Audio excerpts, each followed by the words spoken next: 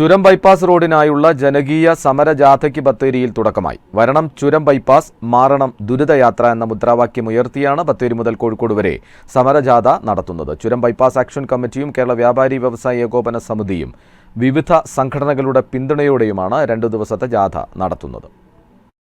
ചുരം റോഡിലെ ഗതാഗതക്കുരുക്കിന് ശാശ്വത പരിഹാരം കാണാനും ചുരം റോഡിന്റെ നിലനിൽപ്പിനും നിർദ്ദിഷ്ട ചിപ്പിലത്തോട് മരുതിലാവ് തളിപ്പുഴ ബൈപ്പാസ് സാധ്യമാക്കുക എന്ന ആവശ്യവുമാണ് സുൽത്താൻ ബത്തേരി മുതൽ കോഴിക്കോട് വരെ നടത്തുന്ന ജനകീയ സമരജാഥ ഉയർത്തുന്നത്. ചുരം 1-ാം വളവിന് മുകളിൽ തുഷാരഗിരി റോഡ് ആരംഭിക്കുന്നിടത്തു നിന്ന് തുടങ്ങി ചിപ്പിലത്തോട് മരുതിലാവ് വഴി തലപ്പുഴയിൽ ദേശീയപാതയിലെത്തുന്നതാണ് നിർദ്ദിഷ്ട ചുരം ബൈപ്പാസ് റോഡ്. മരുതിലാവ് വനാതിർത്തി വരെ 5.5 കിലോമീറ്റർ ദൂരം പഞ്ചായത്ത് റോഡുണ്ട്. ലക്കിടി ഓറിയന്റൽ കോളേജ് ഭാഗത്ത് ചെറിയ ഭാഗം തുരങ്കം വഴിയോ എലിവേറ്റഡ് ബ്രിഡ്ജായോ ബന്ധിപ്പിച്ചാൽ എളുപ്പത്തിൽ ബൈപ്പാസ് സാധ്യമാകും.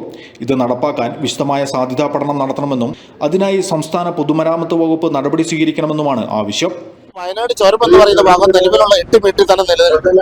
അത് വലിയ യാത്രാ ദുരിതത്തിനും വീണ്ടും കാരണമാകും. അതുകൊണ്ട് തന്നെ വയനാട് ചുരത്തിനും ഈ റോഡ് വികസനത്തിനുമായും വയനാട് ചുരത്തിനും ബൈപ്പാസ് അനുവദിക്കണമെന്നുള്ളതാണ് വയനാട് ബൈപ്പാസ് ഈ സംരക്ഷണ സമിതി, അതോടൊപ്പം തന്നെ വ്യാപാരി വ്യവസായ ഏകോപന സമിതി ചേർന്ന് ഇവിടുത്തെ വിവിധ രാഷ്ട്രീയ കക്ഷികളും എല്ലാ പാർട്ടിയുടെ ആളുകളും പൊതുജനങ്ങളും കൂടി ചേർന്നുകൊണ്ടുള്ള ഈ ജനകീയ സമരത്തിൽ കൊണ്ട് സംസ്ഥാന ഗവൺമെന്റിനോടും കേന്ദ്ര ഗവൺമെന്റിനോടും നമ്മൾ ആവശ്യപ്പെടുന്നു. ഈ ആവശ്യമുന്നയിച്ച് ചുരം bypass action committee general convener TR Omanakuttan ക്യാപ്റ്റനായി ഇന്നും നാളെയും നടക്കുന്ന ജനകീയ സമരജാഥ സുൽത്താൻ ബത്തേരിയിൽ നഗരസഭാ ചെയർമാൻ TK രമേശ് ഉദ്ഘാടനം ചെയ്തു. വ്യാപാരി വ്യവസായി ഏകോപന സമിതി Sultan Bathery unit president PY Mathai അധ്യക്ഷനായി. വിവിധ രാഷ്ട്രീയ പാർട്ടി നേതാക്കൾ, action committee chairman VK Husainkutty, Kerala വ്യാപാരി വ്യവസായി ഏകോപന സമിതി കോഴിക്കോട് ജില്ലാ പ്രസിഡന്റ് PK ബാപ്പുഹാജി എന്നിവർ സംബന്ധിച്ചു. വയനാട് വിഷൻ, ബത്തേരി.